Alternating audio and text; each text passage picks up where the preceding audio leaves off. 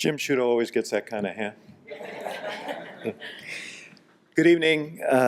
We're pleased tonight to welcome the former Director of National Intelligence, James Clapper, to campus, and Jim Sciutto, the National Security Correspondent. What's your official title?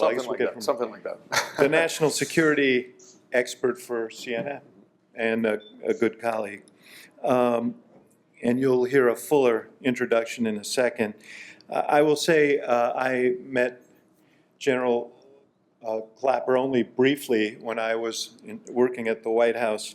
And I told him before we came out here that he struck me as the least likely guy to become a media thing when I was there, because he toiled for 50 years in service of this country in the military and in the intelligence community, never looking to call attention to himself, and he still doesn't, but unforeseen events have thrust him into an unanticipated role.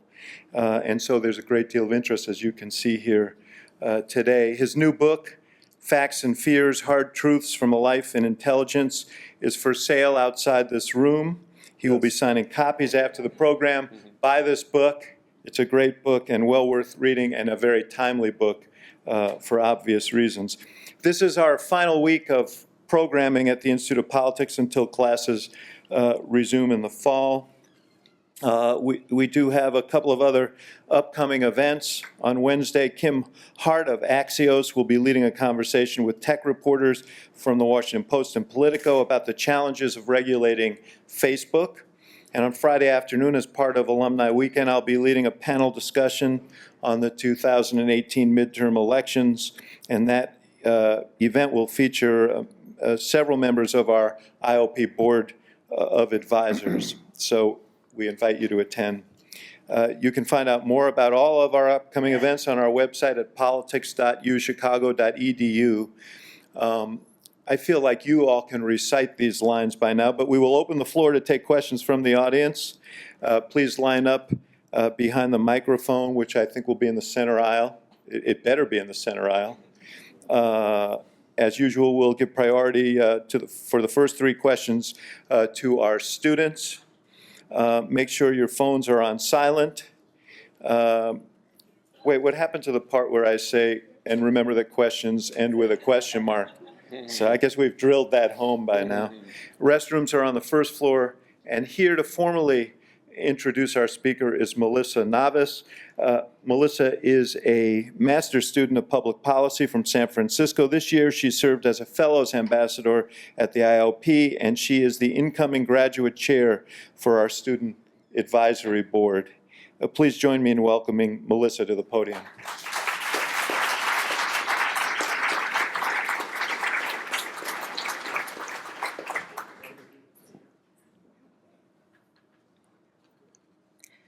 Good evening, and thank you to our guests and to you, the audience, for being here today.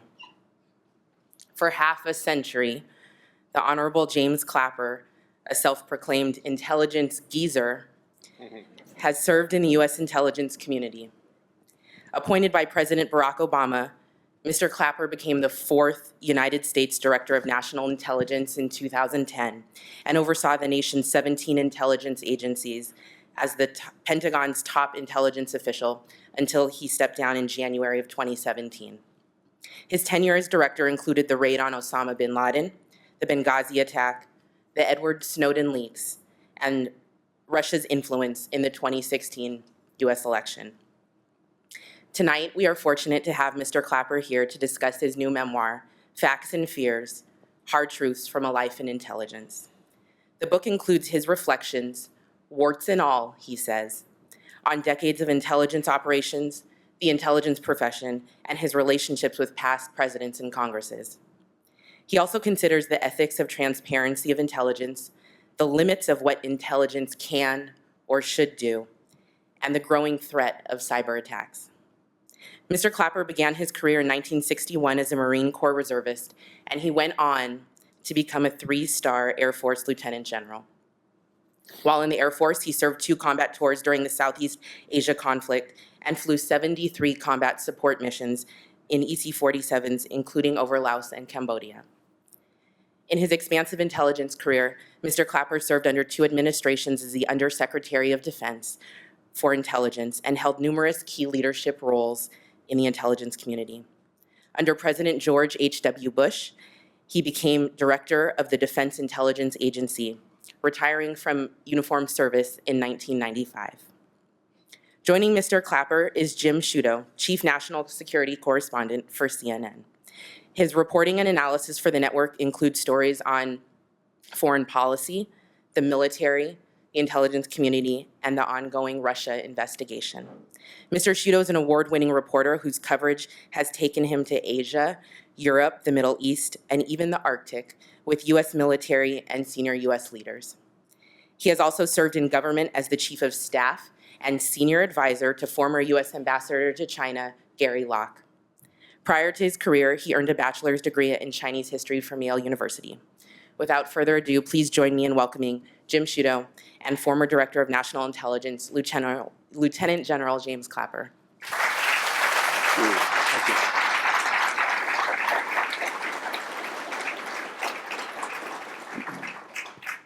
Thank you so much for the introduction. Thanks to David and Gretchen for inviting me here to do this. And thanks very much to General Clapper for the opportunity to discuss your book and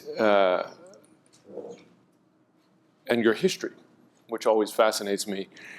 I'm going to take a page from Axe's book by going personal first and then get into the many issues that you've had to deal with during those 50 years in intelligence. And start with your parents and what drove you to a lifetime, really, in service, 50 years. You know, your father was in the military for 28 years. So why did you choose that path? What drove you to it, and specifically why intelligence?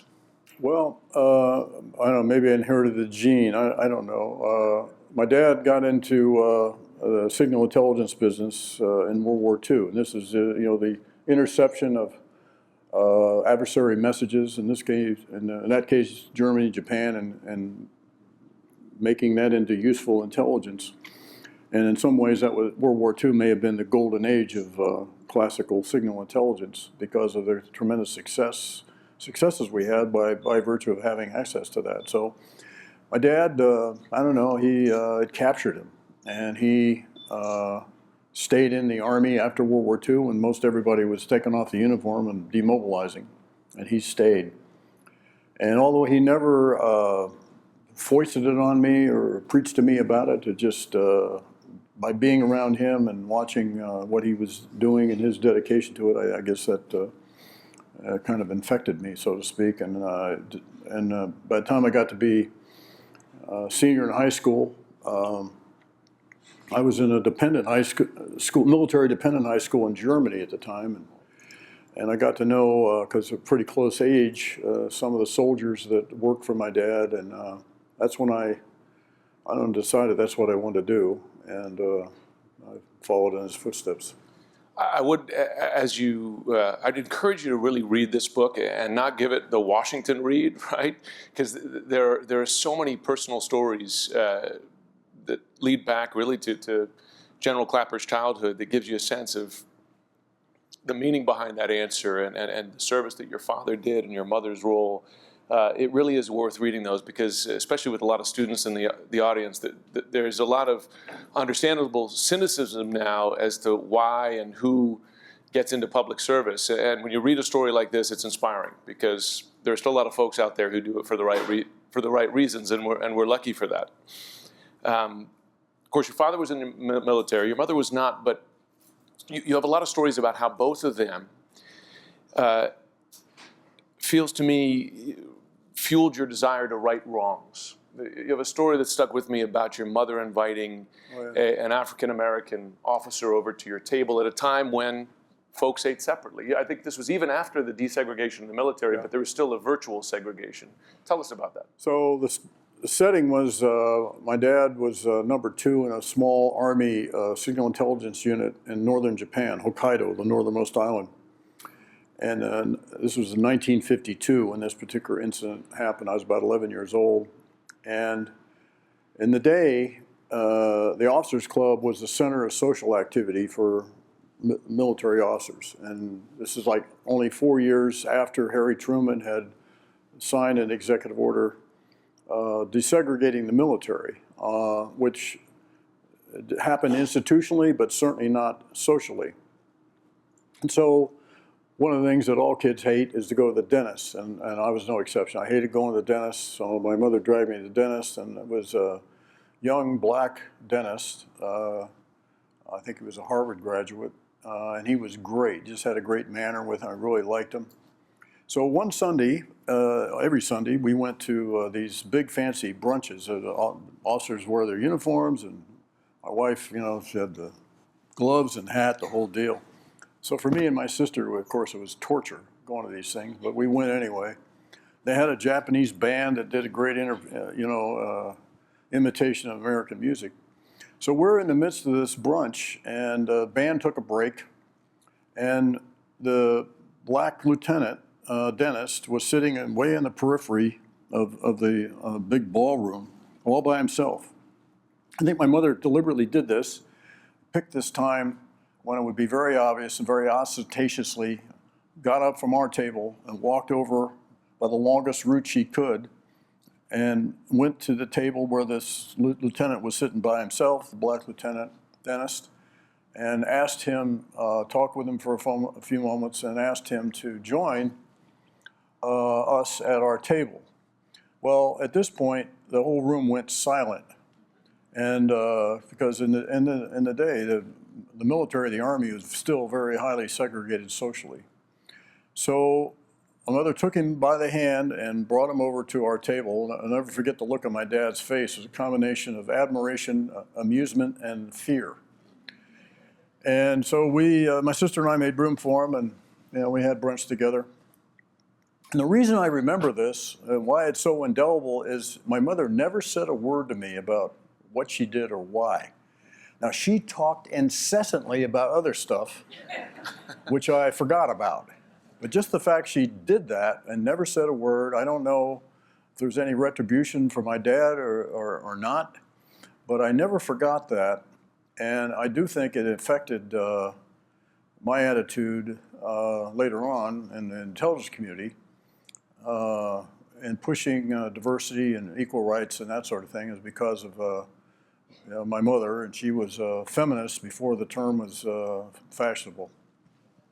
And your father, I understand, as an officer too, pushed for, what was it, desegregation of housing units at the time, when he had a role as well, making change in policy. The thing about my dad was just the way he treated people. And he taught me something about the intelligence business, but actually it's true in any intellectual endeavor. But in the intelligence business, if you're in a leadership position, what you're really trying to do is to motivate people to use their intellects. And he seemed to be able to do that. He had a great knack, a great way with people. One of the things he taught me was the value of humor, particularly self-deprecating humor. And he just had a way to get people to do things that they didn't think they could do. And something I really admired in him.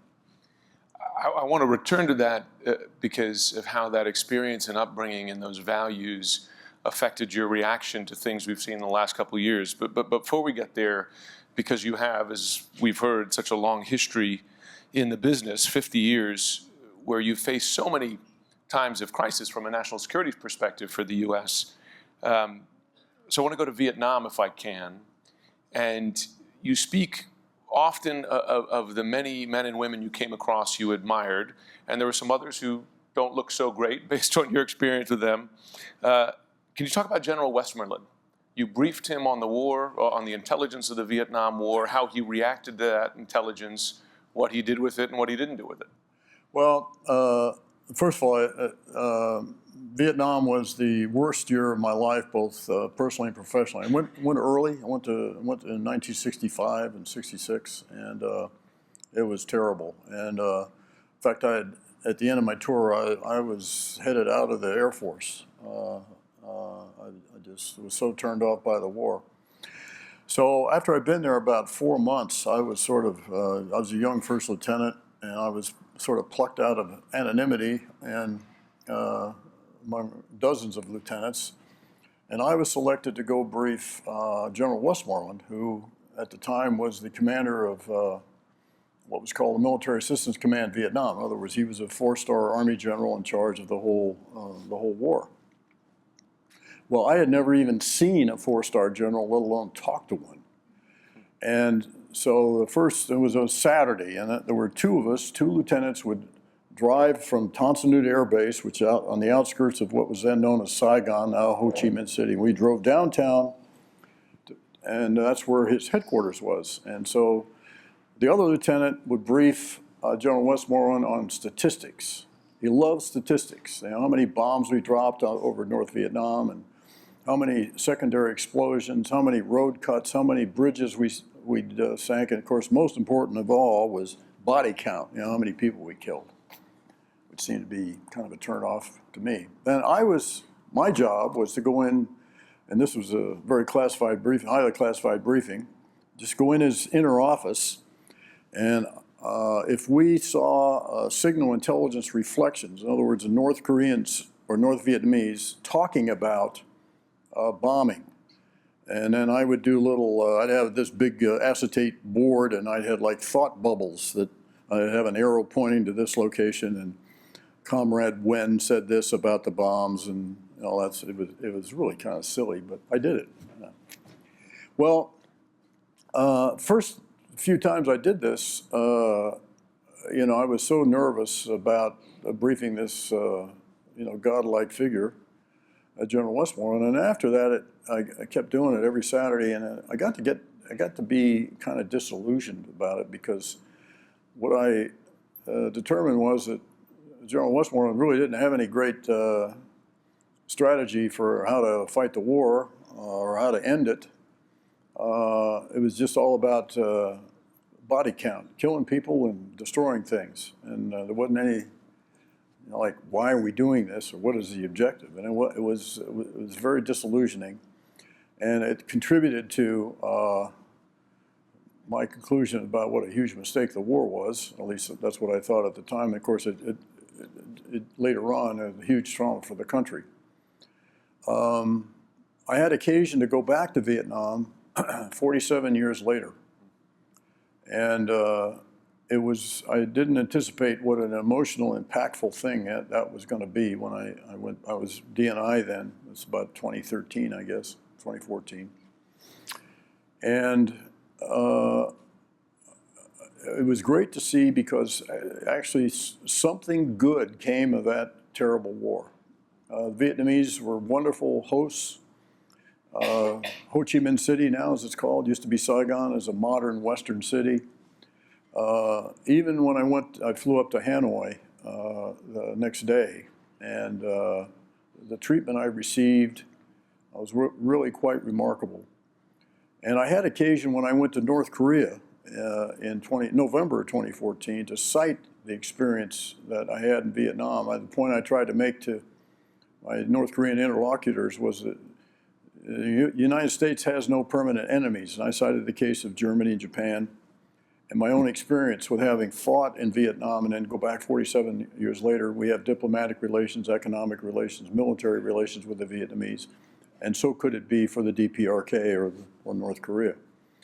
So what was a really, really bad experience, actually years and years later, turned out to be, I could look upon it more positively than I did when I was experiencing it. At the end of the book, you mentioned how the U.S. has been through many crises before, and you mentioned the Civil War and the Vietnam War as the kind of two defining ones, but ones that the U.S. got to the other side in better shape. What was it that you saw then that's informative now?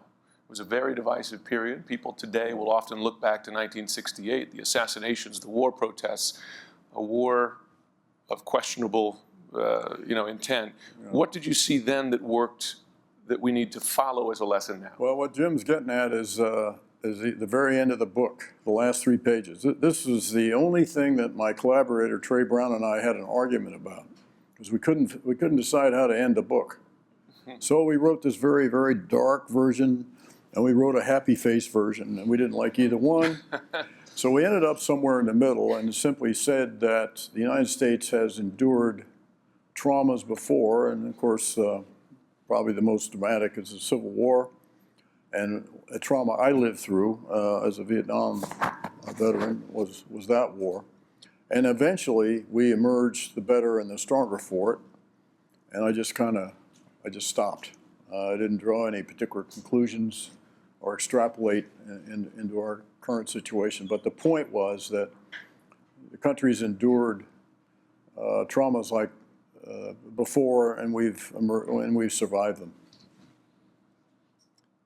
One of the consistent threats, I mean, you've often said to me that the mix of threats today in 50 years in intelligence is more dangerous than you've seen in that time, and that's always made me lose sleep at night, because I look back and I say, gosh, there were some pretty bad times in the last 50 years. Vietnam War, the verge of nuclear conflict with the Soviets. But I want to ask about how your experience with the Soviet threat informed your experience in the last couple of years, particularly with the election interference and so on. And one anecdote you mentioned was how when you went into the Soviet Union after the collapse, you noted how all their antennas were looking outward. Yeah. They soaked up all the intel coming from Europe, but weren't aware of the challenges inside.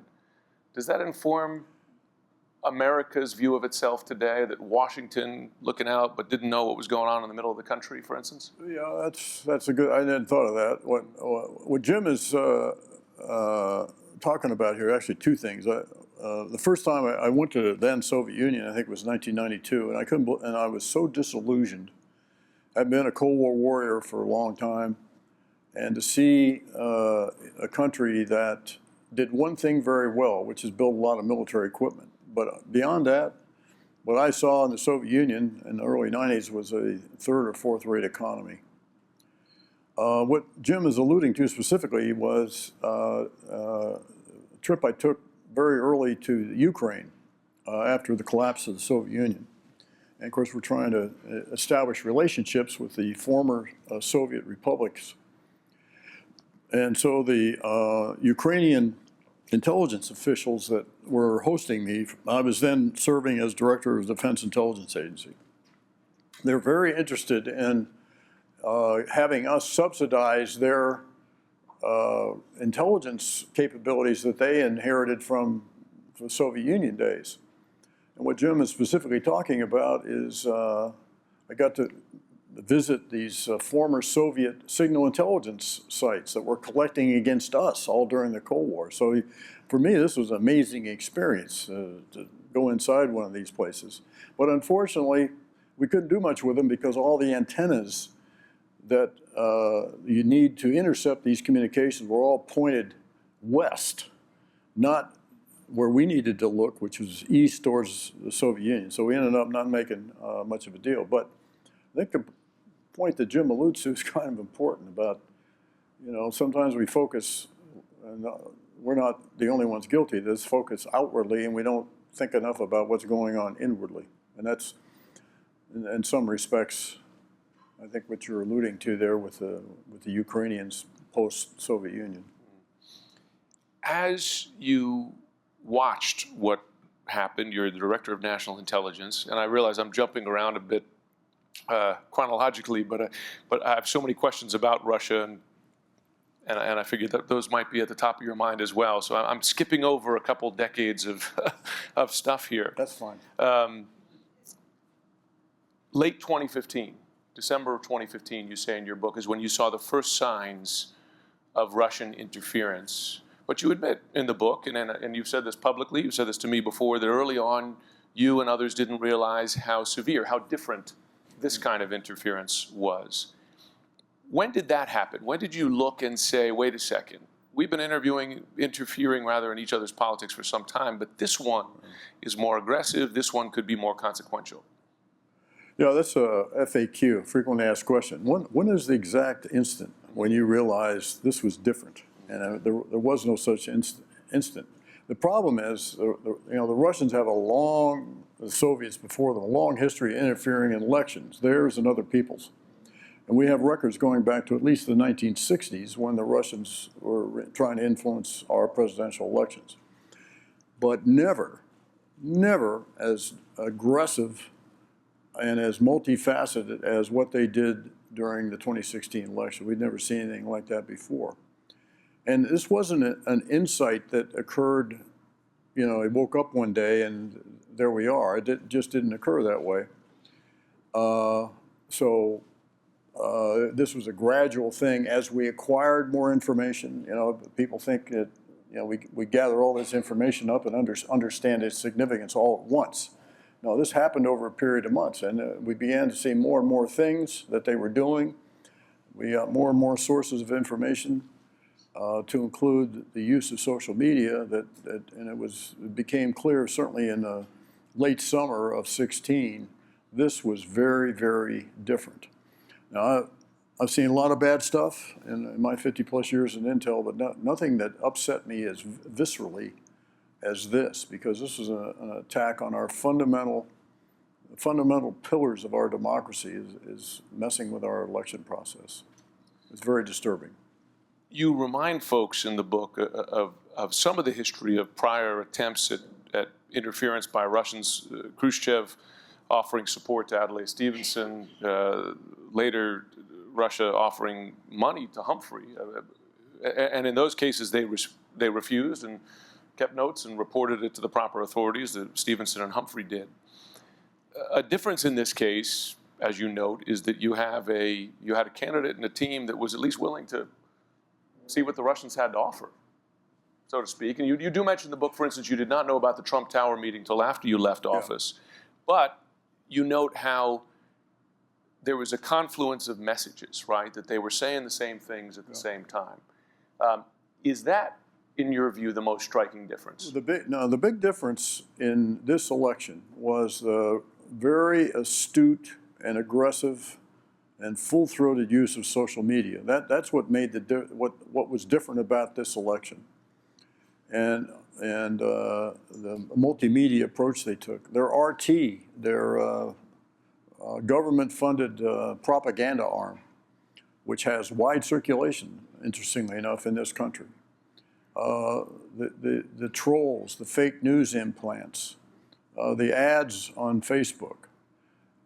They went to school on the use of social media and very sophisticated attack and use of social media, and they touched a lot of voters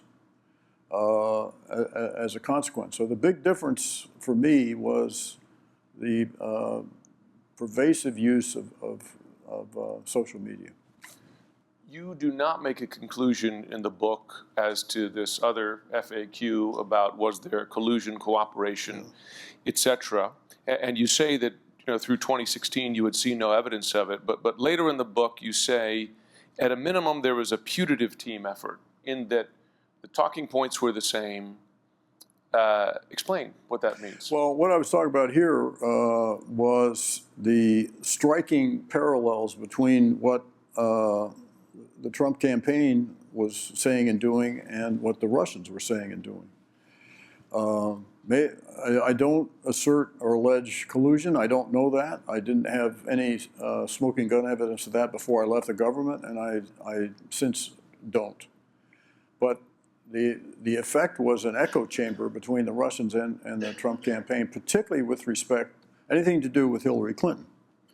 Whether her alleged scandals, her alleged maladies, either physical or mental, and there was a striking parallelism between the two. Now, maybe they were just echoing each other. I don't know, but I don't have any proof of collusion. That's one thing I hope at some point the country gets resolution on, and I think the hope here is that Bob Mueller and his team will answer that question, because this is a cloud over the country, and it's certainly a cloud over the presidency, and we need that resolved.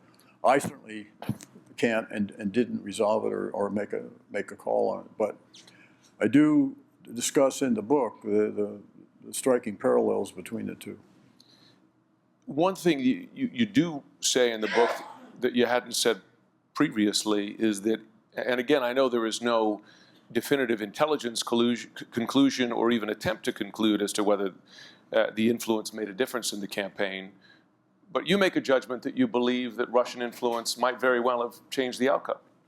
I do. And first of all, I have to caveat what I say here by saying, just to be clear, that the intelligence community assessment that we rendered on the 6th of January 2017 and briefed to then President-elect Trump said nothing about the impact of the Russian meddling on the outcome of the election.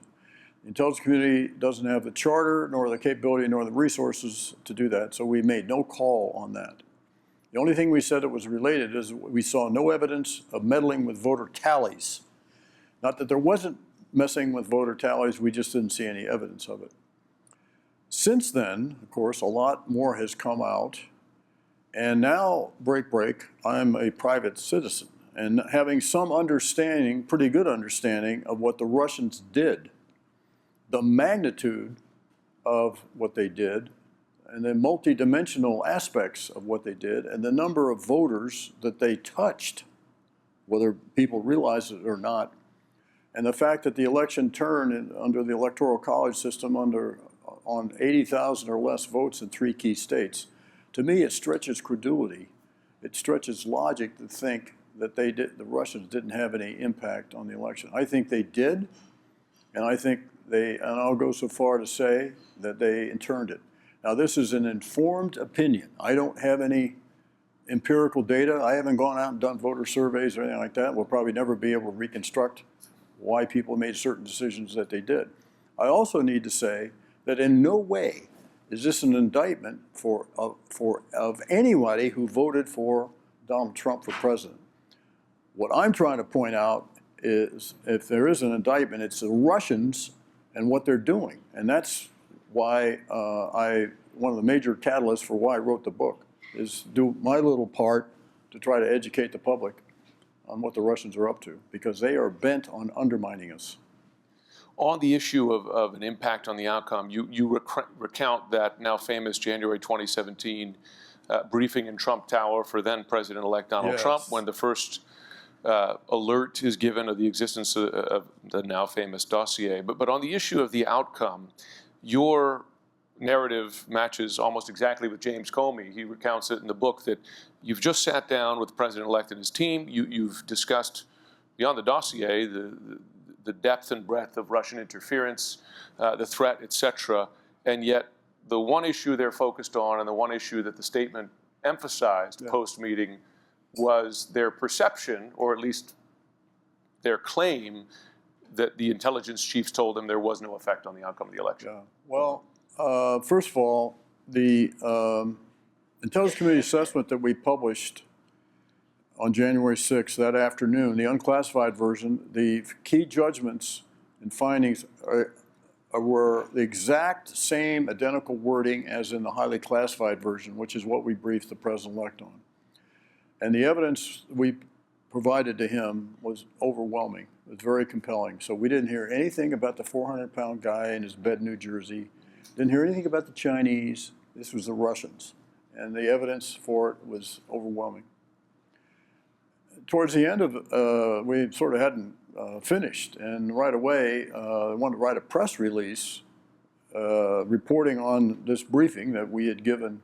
I say we, it was, in addition to myself, I kind of was the lead talker, and then John Brennan, who was then director of the Central Intelligence Agency, Jim Comey, then director of the FBI, and Admiral Mike Rogers, who just retired as director of NSA. It was the 4 of us that presented this to us. We hadn't even left, and they wanted to write a press release saying that we said that the meddling had no impact on the election, which I tried as tactfully and respectfully as I could to correct them. And no, that's not what we said, just as I said to you. But that was the narrative they wanted to produce. And I think the president exhibited something that continues today, and that is anything that questioned the veracity of, or the legitimacy of his election, he just couldn't accept. And so obviously, the Russian meddling sort of cast doubt on that, and Now I'm in a position I can say what I think, which is nice. And in my view, they swung the election. I want to move in a moment to today because we're a year and a half into the Trump presidency. But before I do, you write about Hillary Clinton and her emails and your assessment of her responsibility. And you don't pull punches on this. You make the point that had a lower level person, you sent emails that included the level of classified information that she did, that they would bear responsibility and pay a severe penalty. Tell us why you think that, and tell us what's interesting about that. It struck me, some of your language in there, not the language, but the point is a point that many Republicans have made. Well, first of all, I spent a lot of time in the White House Situation Room, sitting next to Hillary Clinton. I didn't know her at all before, and I found her to be a great person, a tremendous work ethic. She always came to meetings prepared. When she was a senator, she would have hearings, and she was very good about. She did her homework. I traveled to India with her once and watched her in action, and she was just tireless in pursuing U.S. national interests. But big mistake here in judgment, frankly, to use a private server for the conduct of government business. That's just it's a practice not done, and it does not comport with what the rules are. And the way this turned was that the State Department Inspector General referred some sample emails to my Inspector General for a technical call on are any of these emails classified or not.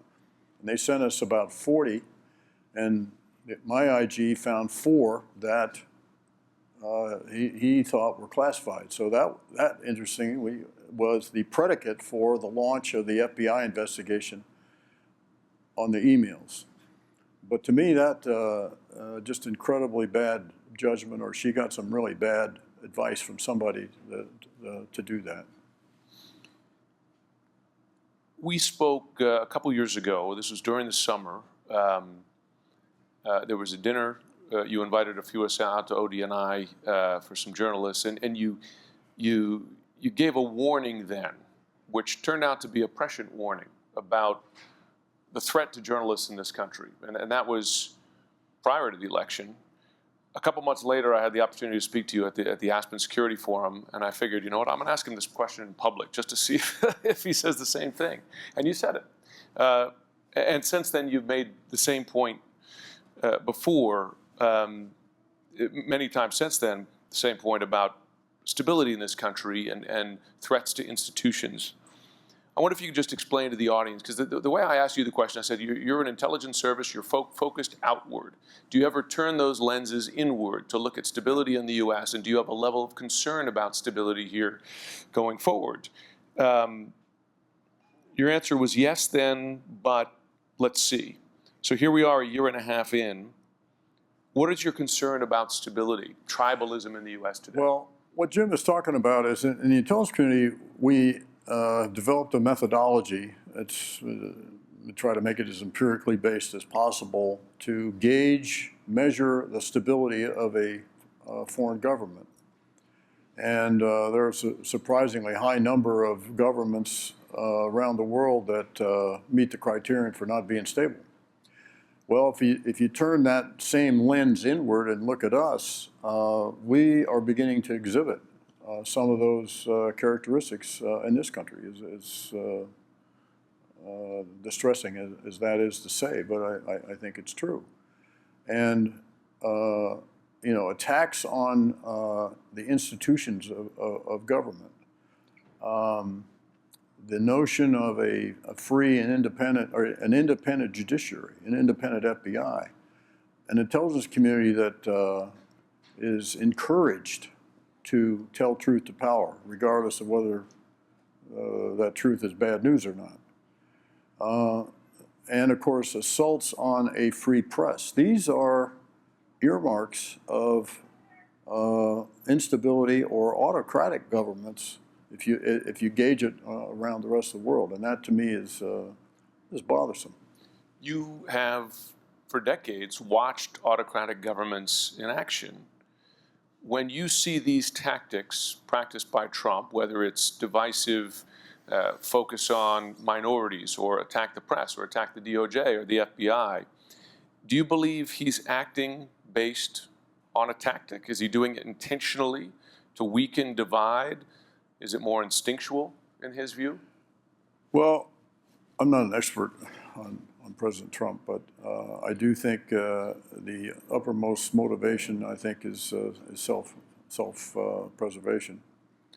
And you know, it's kind of about him. And so if there's a threat to him or his family, or you know, he pushes back. And you know, it doesn't matter whether you can be a private citizen or an institution. If you're not seen as supportive, or you're critical, he doesn't like that. And that, you know, that has smacks of autocracies in other places. You're saying the president has autocratic instincts or motivation? Well, I think, you know, it's, you know, one reason why I think he seems to be drawn most to strong men who run, you know, Duterte in the Philippines, Erdogan in Turkey, and of course the ever popular Vladimir Putin, who he really seems to revere. So, you know, if you're going to admire somebody, I'd rather have him admire people, greater belief in freedom than that. Before I ask a final question, because in a couple minutes we're going to go to the audience, this story struck me because it tied back to those stories you told about your parents and what they taught you about the rights of all people, regardless of race, color, creed. And it was when, after candidate Trump at the time made the Muslim ban speech, and then President Obama gave a speech about just openness to all faiths, and he had you there, I believe, with General Dunford. And you said that afterwards you came back and you were moved to tears. Tell us why. Well, that's when I also realized I've been in a job too long and I was getting really tired at that point. No, it really did affect me about, the setting was, we used to have counterterrorism reviews about once a month, and we'd rotate around to the various departments of the government. So this one happened to be hosted by the Treasury Department. And typically after each one of these gatherings, be the National Security Council, the National Security Team, and we review where are we on the fight against ISIS or Al-Qaeda or whatever. And then afterwards, the president will come out and have a press conference and discuss you know, what we talked about during the meeting. And for this particular one, he drafted Joe Dunford, who's now a great Marine, as chairman of the Joint Chiefs of Staff, and myself to be what I call the potted plants. You know, we stand behind the president while he's making his speech and don't say anything. You know, it's kind of easy duty. Except you don't want to go to sleep, though, when you're doing that. But anyway, so the president talked about the meeting, and I was kind of half tuned in and tuned out. And then he went off, and it was extemporaneous about some of the things that were being said on the campaign trail and how threatening this could be, and how fragile, really, our institutions are. You know, there's a fairly narrow margin between democracy and autocracy. And if we're not careful, we don't protect those institutions that have served this country long and well, they're in jeopardy.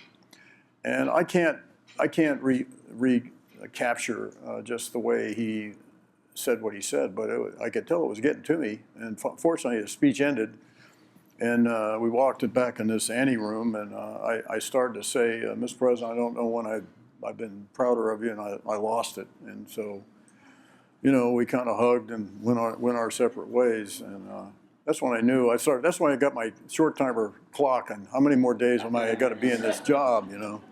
I'm tired. Just a quick final question. You as you were leaving your position, you gave a speech to the rank and file in the intelligence community, and you discuss this in the book. this phrase, "it'll be okay." You wanted to give them a positive message. You felt that was necessary. Sounded like you believed it then. Do you believe that today? Yeah, I sort of do. And what Jim's were talking about was, I had a question from, I was doing a bunch of town halls as I left, and I went around the community. I did a town hall, and this one intelligence community employee, this woman got up and was expressing concern about, the president-elect and all that. And I just said, look, it's going to be okay. And what I meant then, and I've said many times since, that it's my belief and conviction that the intelligence community, the rank and file people in it are great Americans, many of them serving in really hazardous, risky conditions. We're going to keep doing their thing, and they're going to keep teeing up truth to power, whether the power listens to the truth or not. This puts a real extra heavy burden on the intelligence leadership, the senior officials in the intelligence community, to provide the top cover so they can continue to do that. And my best intelligence is that is the case, and I just hope that that sustains itself. I want to say one thing here, that because one of the reasons I particularly enjoy these kind of audiences, I've been making the rounds with colleges and universities. I've been to a lot of them, and the reason I do it is, now that I've officially achieved intelligence geezerdom, I think it's kind of my duty to try to recruit young people for public service, and specifically work in the intelligence community. So despite all the falderall and all the things we're concerned about and worry about, it is a noble profession, which is a point I try to make in the book. And it's a sacred public trust when you have a chance to be part of something bigger than yourself to keep the nation safe and secure. So forgive the commercial there. Mm-hmm. General Clapper, thank you. I'm going to turn you over to the smartest people in the room.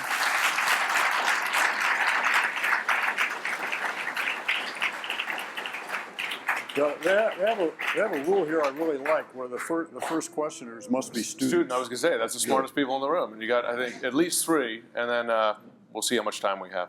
Promise of a student. Thank you for being here. So first question, so you've been pretty viciously attacked by several Republicans.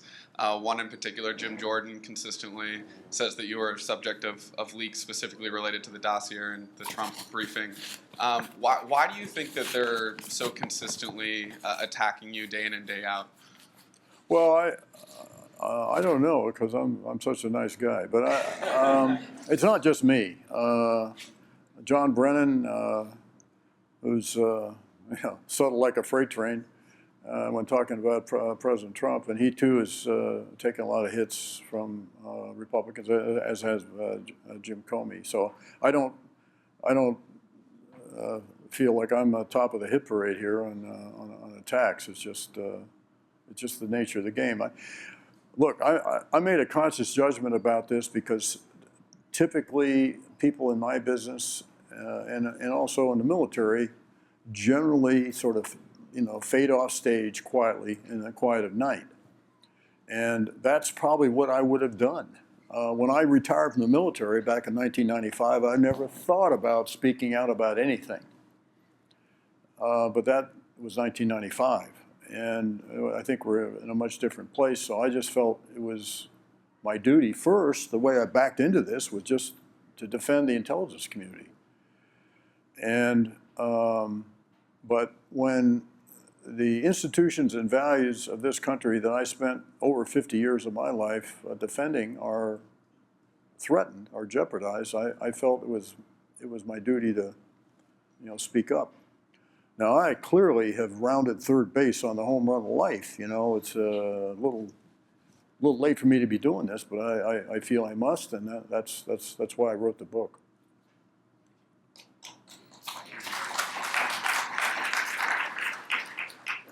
Hello, my name is Catherine Chapman, and I'm a fourth year at the college here. My question centers around the fact that it certainly seems, from my perspective at least, that the problems facing our nation there's something fundamentally different in the nature of them than what has faced us in the past. So to combat that, how do you believe the way we approach these problems needs to change? Well, you ask a great question because it prompts me to, I think, make an important observation that, you know, however you feel about President Trump, what, you know, he's just a manifestation of a larger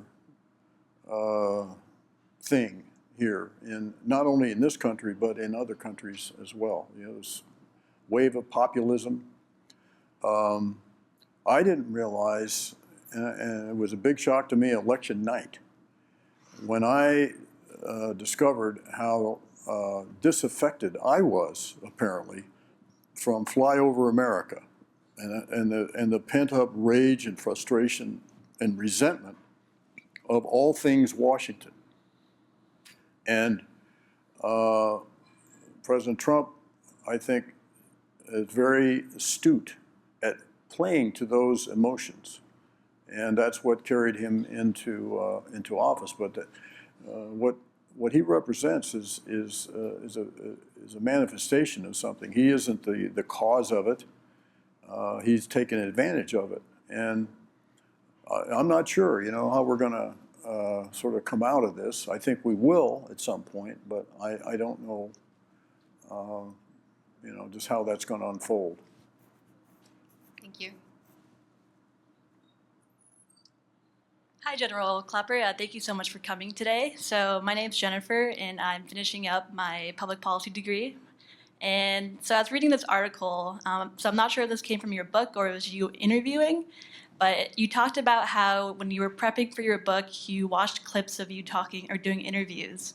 And you said that in particular, you were struck by how tired you seemed, and not tired physically, but tired that in the 77 years that your life has been, that you're returning back to a place that was, you know, where the foundation was crumbling, and you were talking about America. So my question is, like, what issues have led to this outlook of yours? And as a room full of UChicago students who are interested in pursuing public service, what would you love to see future generations work on? Well, wow, is that a take-home question? You can't get back to me now. I think that when I say tired, I didn't realize how tired I was. I did this job essentially for last 10 years as Undersecretary for Defense for Intelligence in the Pentagon, and then I went from that job on Friday to the DNI job on Monday, and then I worked 6.5 years. I never had a whole day off, and I thought I was some kind of superhuman. Well, no, I'm not. Nobody is. And when I quit suddenly on the 20th of January, it's only then I realized how stressed out and tired I was.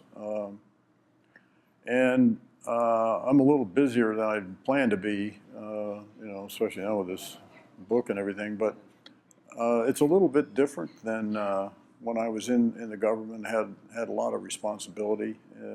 Now I don't have any. It's a lot easier being a kibitzer than somebody that actually has responsibility. I do hope that, and I see this in other colleges and universities I've visited among young people, there's tremendous interest still in public service.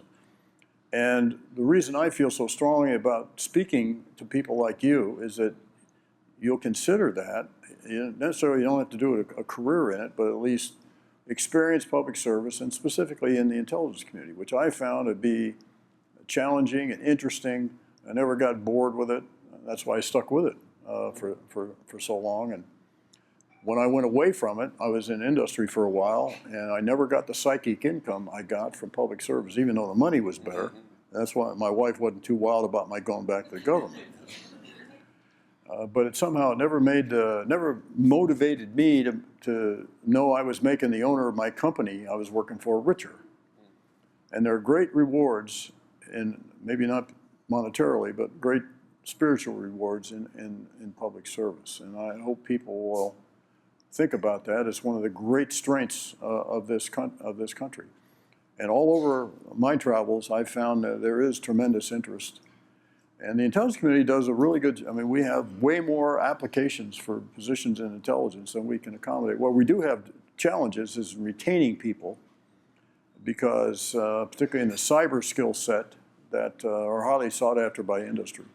So I hope you'll think about doing something in the government. I will. Thank you. Hi. If the current director of the NSA were to testify to Congress and be asked if the NSA collects any information on millions of Americans and were to answer under oath, no, sir, not wittingly, in your opinion, would he be telling the whole truth and nothing else but the truth? Well, what the question refers to is the exchange I had with Senator Wyden in March of 13, where he asked me about something, about a program, and I didn't recognize what he was talking about. So there's a big difference between making a mistake, which I freely acknowledge, a big mistake, and telling a lie. I did not lie. So specifics, in other words, I wasn't thinking about what he was asking me about. What he was asking me about, and if you read the book, page 207, you'll get the whole transcript of his commentary, which is never quoted on YouTube, by the way, only the last sentence. And he was all over the map, meandering around euphemistically, talking about dossiers, now a famous term, which suggested to me content. What he was actually asking about, of course, was Section 215 of the Patriot Act, which governed the limited storage of metadata, telephony business records metadata by NSA. And by that I mean phone numbers to and from and time and the length of the call, that's all. No names, no content. That's what he was asking about. What I was thinking about when he asked the question was Section 702 of the Foreign Intelligence Surveillance Act Amendments Act, which governs collection on non-U.S. persons overseas. That's what I was thinking about. Even if I had been on the same page with Senator Wyden, I'd have still been in a bad place because the program he was asking about at the time was classified. I probably trotted up the hill 25 years testifying in hearings, both open and closed. I've answered thousands of questions, either orally and writing, and always try to be truthful and straight about them. But gee, just for a change of pace, I think I'll lie on this one question and do it on live television in front of one of my oversight committees. Really? No. So I made a mistake. I admitted to it, but I didn't lie.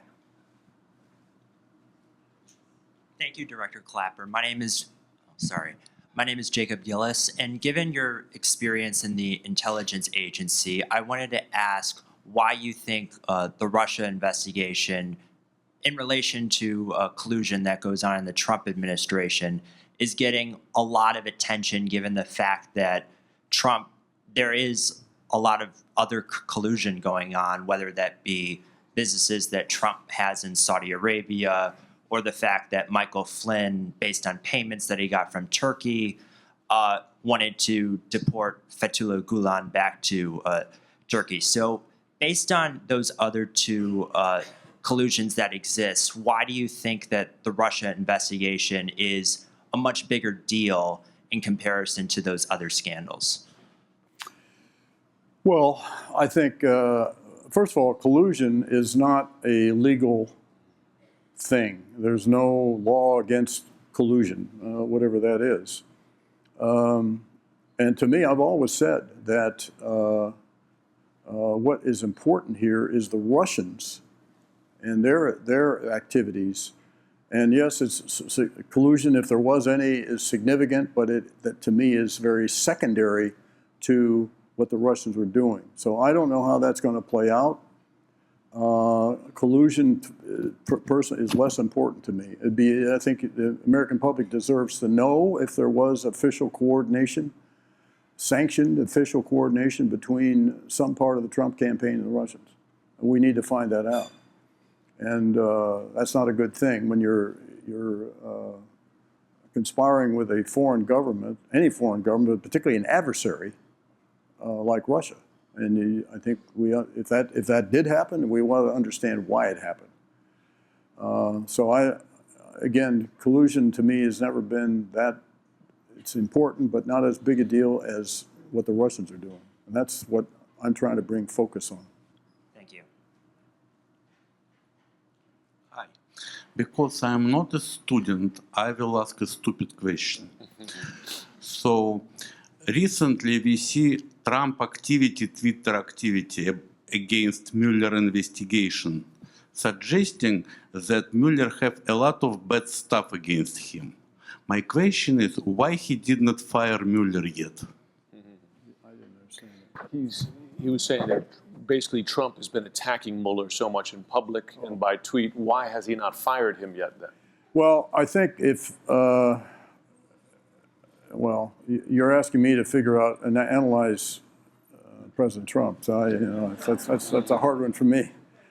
I think he wants to undermine it in such a way that public opinion, it's working, by the way, if you look at the polls, public opinion will serve to, will switch such that in the end, he would want the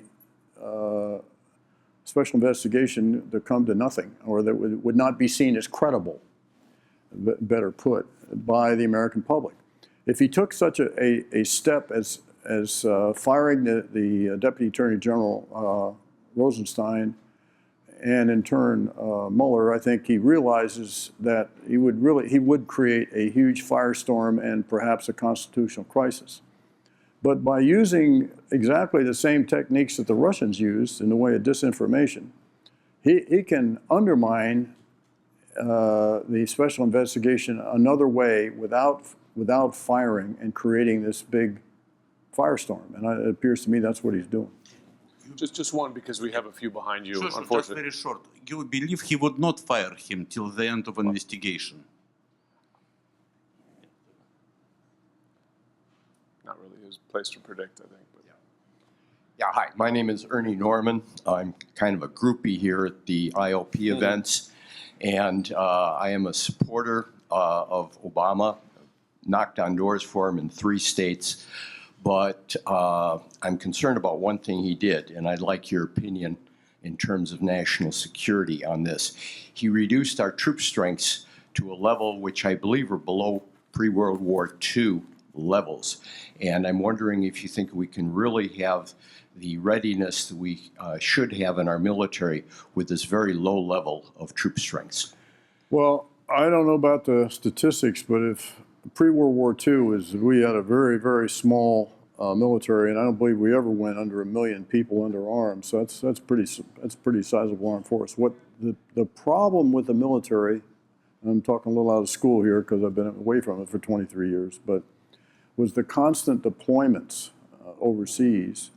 And the effect of this was to wear down the readiness of the force. And the thing you have to remember that for every Army brigade, which is a formation, say 3,000 soldiers, that you have overseas in Afghanistan or Iraq, or I don't care where it is, that actually represents 2 more brigades, because you have the one that just got back, and then you have the one that's getting ready to go to replace the one that's there. So for every deployment you have, they are really very manpower intensive and expensive. My own service, the Air Force, which is way undersized for the mission that has been placed on it and has been for some time, is really stretched. And the average age of the aircraft in the Air Force is an all-time high. And you have, 3rd generations of pilots flying the same B-52s. Their grandfathers flew. There's no exaggeration. So our problem is, the military basically is, and you see the stresses with the Navy, with the collisions, where just too much deployment, too much away from home port and home station. And of course, that's all kinds of wear and tear, not only in equipment, but on the people and the families and everything else, and all that cascades. Making the military bigger will help somewhat, but to me, the bigger thing is to get what's called the operations and maintenance accounts up so that readiness, training, and maintenance can be attended to adequately. Do you support Unfortunately, guys, because we have time for 2 more questions, and just in fairness to the folks behind you in line, and guys, if you keep tight, catch me later. Yeah, I'll be around. If you keep them tight, then you'll get more time for the answer. Director, I had a very high Department of Defense and DOJ clearance. Can you explain to me what the security risk is of giving interim security clearances to political appointees when a new administration comes in? Well, there is some risk, but typically, if you get an interim clearance, that does not mean you have an interim clearance. At least my understanding, the way it was, I don't know how it is in this administration, is that means like you'd have a secret level clearance, which sounds, important. It is, but it's not. Does not carry with it all the special accesses and this sort of thing. And I think my impression is, I don't know, but the White House is a little loosey-goosey about somebody having an interim clearance and then not policing up what they actually had access to. And that there is a danger in that. There really is. Now, the way it's handled with all political appointees in any administration is that the FBI does all those investigations. I went through them twice, and they start over like, they just arrived on the planet. So if you had a clearance before, doesn't matter. They're going to go back and reinvestigate everything. I went through that twice in the last two jobs I had as undersecretary in the Pentagon and again as DNI. I don't know, I can't speak to how it works exactly in this administration. This will be the last question from the audience. Hello, I'm a student. I don't go here, but I am a student. Given the globalized nature of information and, as you say, the necessity for a free press, what, for someone from your standpoint as someone who worked for the NSA, what advice would you give to either citizens or journalists who want to criticize, let's say, American foreign policy like Iraq, Libya, like you said, Vietnam War sort of mistakes? So there's a role for a free press to criticize these sorts of things, but how would you do that without necessarily like supporting the Russian viewpoint? Like they've disseminated information about Libya, let's say. How would you say true information without, supporting a foreign government? Or well, I'm not sure I get to the essence of your question, but I think this is one reason it's a good way to end this, maybe, because what your question gets at is the importance of truth to power. I think this is something that I've now learned, since I'm a proud member of the fake media, that is common to both intelligence and journalism. Is in the end, what you're trying to get to are facts as best you can, and that you need to put out the facts. And I wouldn't worry too much about if you happen to seemingly be serving the interests of another government, but because I think the most important principle is the truth. There's a section in your book which I highlighted, and I didn't bring my copy up here, which describes intelligence, but is almost exactly the way I would describe journalism. It struck me. One moderator's license final question, if I can, David Axelrod. A couple years ago, you told me that you used to treat yourself to a martini a week on a Friday after a busy week, but the threat picture in 2016 was so great you were to a martini at night. So I'm curious, today, what's the martini count? I got to explain this. When I was in the Pentagon, every month or so on a Friday night, I'd have a few people in and have a beer, a glass of wine, and I would have a martini. And then I moved to the DNI job. I had one every night. Now, I've since stopped that, and I've lost about 30 pounds since I left the government, and because there's a lot of calories in martinis, I found out. Mm-hmm. Thanks for bringing that up, Jim. Thank you.